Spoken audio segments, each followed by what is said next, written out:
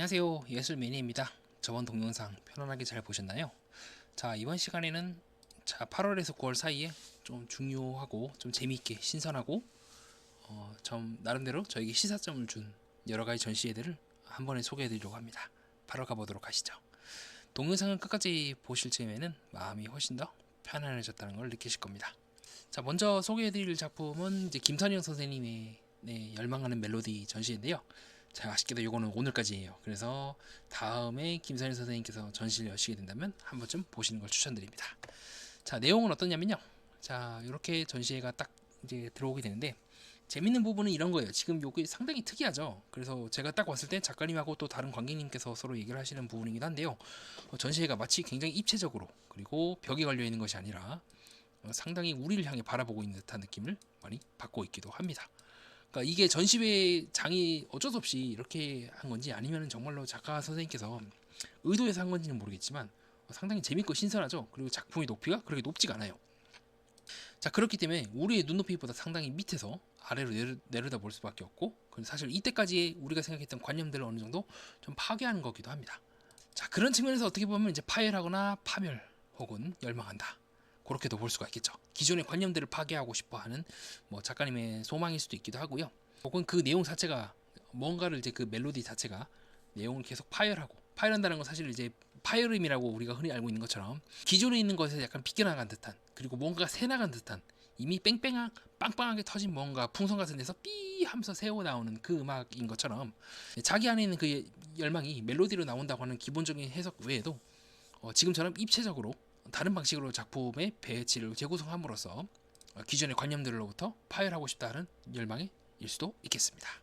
자, 그런 측면에서 봤을 때 이 작품들을 잘 보면 이렇게 여러 가지로 덧대어져 있어요.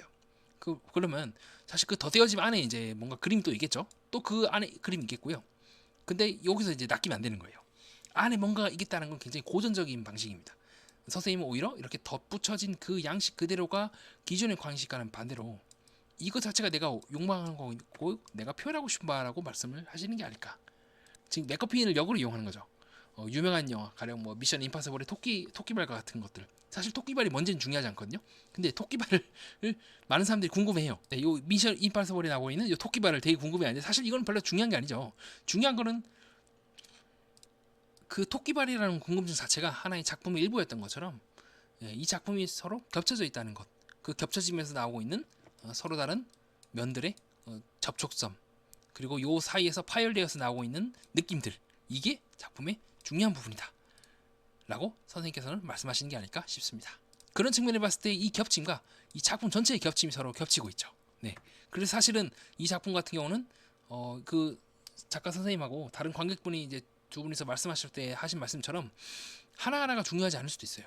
네. 중요한 거는 이 작품들이 서로 겹치면서 오는 서로 다른 이제 화풍의 그림들이 겹치면서 오는 그 느낌들을 즐기는 것이 진정으로 작가 선생님이 의도한 바일 수도 있겠습니다. 그런 측면에서 봤을 때 이 손도 상당히 재밌는 느낌이죠. 잘 보면 손이 이제 3개예요.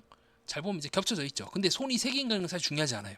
그 손이 3개 이게 겹쳐지면서 오는 이 각각 미묘한 그 접촉면들 사이에서의 미묘한 그 느낌들, 파열되고 있는 그 느낌들이 이 선생님께서 진정으로 말씀하시고 싶었던 건 아닐까. 네, 아마추어 리뷰어로서 저는 그렇게 생각을 했던 것 같아요. 그런 측면에서 봤을 때 이 각각의 식물들이 딱 있고 그 식물들을 묘사한 윗부분들이 달려 있습니다. 즉 뭐냐면 이 작품과 이 작품은 서로 연동되어 있죠. 각각의 재료들이 이렇게 밑으로 튀어나왔다, 그렇게 볼 수도 있기도 하고요. 혹은 지금의 이 전시회의 전체적인 메타적인 움직임처럼 이 서로 식물들, 소재들이 서로 겹치면서 오면서 오는 듯한 그 느낌과 반대로 그 느낌들을 일렬로 나열한, 어떻게 보면 여기 윗부분이 해석이라 할 수도 있고 밑에 부분이 그 해석에 대한 이야기일 수도 있고, 또 이 전체가 묶여가지고 하나의 작품이 되기도 하는 등 미묘하게 중첩되면서 또 그 중첩과 중첩된 부분들, 면들 사이에 나오고 있는 그 미묘한 그 느낌들을 선생님께서는 계속 살리려고 하는 것은 아닐까, 저는 개인적으로 그렇게 느껴보았던 것 같습니다. 자, 그 다음에는 현재 지금 TY, 서촌에 있는 TY 갤러리에서 그 정지원 선생님께서 하신 그 비의 바다라고 하는 작품인데요. 요것도 아쉽게도 오늘까지거든요. 그래서 혹시 정지원 선생님께서 다음 이제 그 전시를 하시게 된다면 그때 한번 관람해 보시는 걸 추천하고요. 오늘 간략하게 소개하는 쪽으로만 마무리하도록 하겠습니다. 자, 선생님께서 이제 오셨을 때 반갑게 맞이해 주시면서 이제 이게 카메라로 잘 안 찍힐 거라고 말씀하시더라고요. 그리고 실제로도 보니까 이게 너무 하얘가지고 구분이 이제 쉽지가 않긴 합니다. 근데 그것과는 별개로 조금 제가 먼저 말씀드리고 싶은 게 뭐냐면, 저는 이런 화풍의 느낌을 별로 안 좋아해요. 그러니까 이게 안 좋다는 게 작품성이 떨어진다가 아니라, 저는 늘 이제 제 동영상을 보신 분은 알겠지만 굉장히 좀 사유하고 복잡하고 좀 메타적이고 이런 것들을 좀 좋아하거든요. 그래서 이런 작품들을 사실 느껴야 되고, 그 느낌을 얼마큼 이 그림을 통해서 잘 표현했는가, 그런 감성적인 부분들을 굉장히 민감한, 정말로 그 순수한 예술적인 어느 너머에 있는 세계들을 잘 직조하고 감각하고, 또 어느 너머의 그런 직관을 잘 이용하시는 분들이 이 그림들의 이제 우월성이라든가 문제점을 잘 파악하실 것 같은데, 저 같은 경우는 이제 보면서 그렇네, 뭔지는 모르지만 느껴지긴 느껴진다. 확실히 이 하얀 부분의 이 느낌들이 굉장히 신비롭고 아름답고 동화 같기도 하면서 전체적인 그 질감을 잘 살려내고 있죠. 이런 부분들, 이런 질감들이 원의 그 질감, 행성의 질감들을 잘 살려내고 있고, 지금도 마찬가지로 이런 부분들, 표현들과 이 미세한 이 흰 부분, 그리고 푸른 부분들의 이 교차를 통해서 무엇을 말씀하고 싶어 하는지 너무 잘할 것 같아요. 저도 잘 느끼기도 하고요. 근데 이런 비슷한 류의 작품들을 쭉 늘어놓고 이제 왜 이 작품이 우수한가요? 왜 이 작품은 문제인가요? 막 이렇게 들어가게 되는 순간 이제 저는 못하는 거예요. 왜냐면 할 말이 없거든요. 그래서 저도 이제 감상 수준밖에 진짜 못하는 거예요. 원래 아마추어긴 한데 이제 여기서는 더 아마추어 오브 아마추어가 돼가지고, 그렇네, 이런 느낌들이 오네요. 요건 되게 특이하네요. 이 흰색으로 해가지고 마치 크리스탈 같기도 하고. 그래서 이 작품은 이제 메얼 임베리움 해가지고 아마 라틴어 같죠?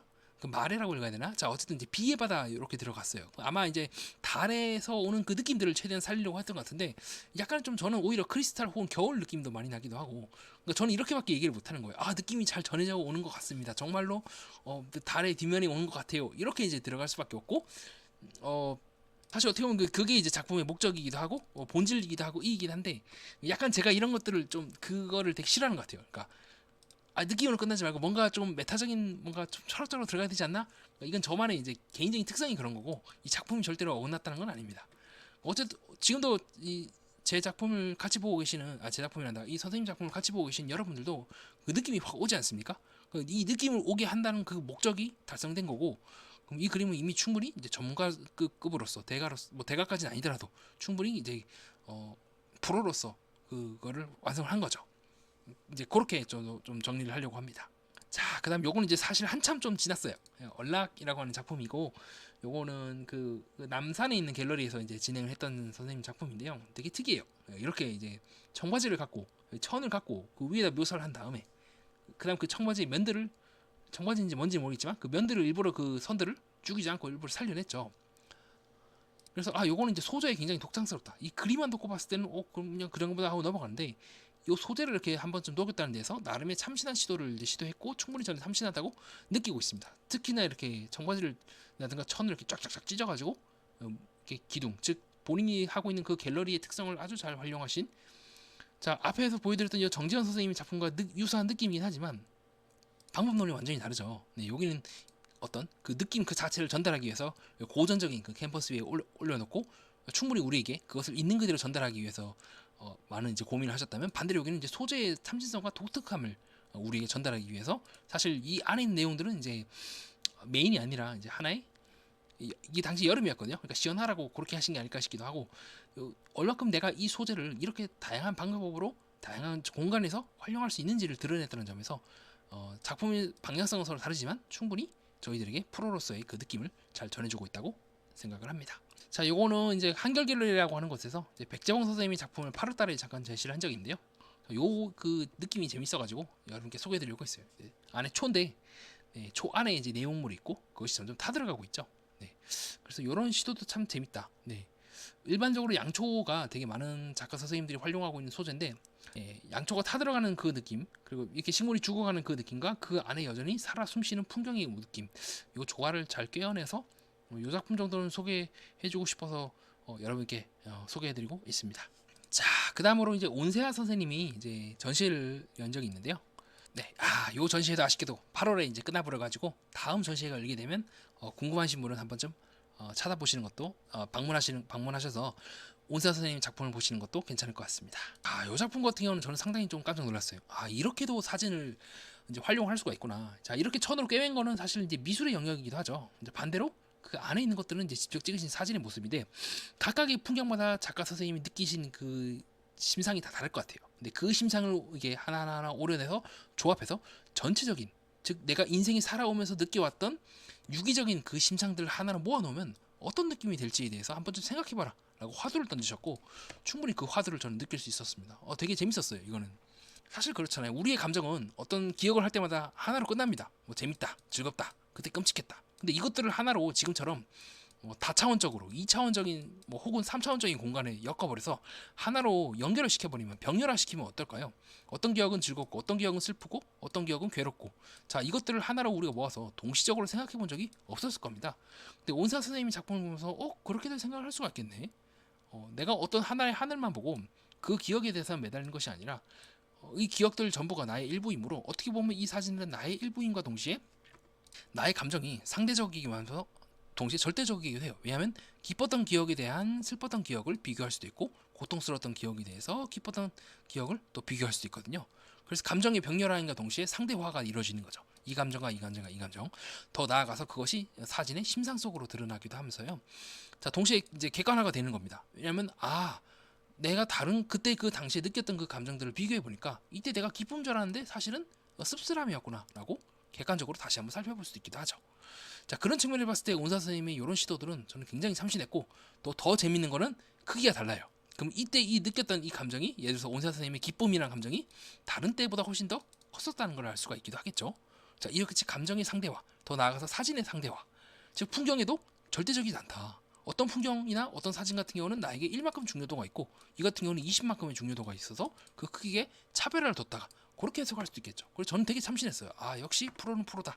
좀 그런 생각을 온사 선생님의 작품을 통해서 하게 되었던 것 같습니다. 자, 그 다음에는 그 한익환 서울아트 박물관에서 보았던 작품들에 대해서 간략하게 소개를 해드리려고 하는데요. 자, 이렇게 깨진 도자기들을 오히려 이렇게 시멘트로라고 해야 될까요? 요 돌로 된 방석 위에 올려놓는 게 너무 신기했어요. 이렇게도 볼 수가 있겠구나. 반드시 도자기가 어떤 용도를 갖고 지금 요 사진에 나온 것처럼 땡글할 필요가 없을 수도 있겠다. 이것 또한 하나의 시도일 수 있겠다. 역시 도자기 장인에 대한 참신한 생각을 엿볼 수 있었던 계기이기도 했습니다. 오히려 이런 부분들은 정말로 전통 도자기에서만 보여줄 수 있는 이런 굴곡이라든가 느낌이잖아요. 그래서 이 빠개진 그 느낌들이 저는 오히려 되게 좋았던 것 같아요. 왜냐면 늘 완벽한 도자기만 보려고 했었거든요. 이런 식으로 동그랗게. 제가 하니까 완벽하지 않네요. 자, 어쨌든 네. 근데 이런 것들을 오히려 역으로 자연스럽게 살리는 것이, 비록 뭐 도자나 이쪽의 영역에서는 개판이에요 이렇게 볼 수도 있겠죠. 하니까 선생님도 이거 잘못 나왔어라고 하다가 대가의 생각답게, 아니야, 이것 또한 미술적 영역을 봤을 때는 이것 고유한 그 휘어짐, 고유한 깨짐, 이것들 또한 불완전함에서 오는 그 아름다움에 대해서 얘기할 수 있겠다. 그렇게 생각하시지 않을까? 저는 아마추어라서 그렇게 느꼈던 것 같습니다. 자, 이것도 마찬가지로 그 다음 전시회인데 조금 시간이 지나긴 했어요. 그래서 혹시라도 제 동영상을 보고 궁금하신 분 있다면 다음에 그 장건율 선생님의 작품을 소개해드리려고 하거든요. 자, 한번쯤 보시는 것도 괜찮을 것 같습니다. 자, 장건율 선생님의 작품의 개인적인 제가 느꼈을 때 특징이 뭐냐고 한다면 하늘의 추상화예요. 그러니까 하늘이 점점 단순해지고 결국에는 없어져요. 이게 무슨 말이냐면요, 지금도 이 무수히 마른 하늘들에 대해서 선생님이 느끼신 바들을 이렇게 하나하나 그림으로 표현을 했어요. 근데 그게 어느 순간 이런 식으로 점과 선과 면을 아주 기초적인 부분을 환원이 되다가 종국에는 이렇게 뿅 하고 사라져요. 그러니까 선생님 입장에서는 그렇게 말씀을 제가 언뜻 들은 것 같아요. 어디서 컨닝을 했지? 그 작가 분이랑 다른 분이랑 얘기한 걸 제가 언뜻 들었나? 이렇게 사라져가는 구름이나 이런 것들은 이제 한번 반복되면 끝이잖아요. 사실 똑같은 구름은 존재하기가 굉장히 힘들잖아요. 그런 것들을 이제 그려놨다고 말씀하셨는데, 제가 봤을 땐 그림 자체도 그런 거예요.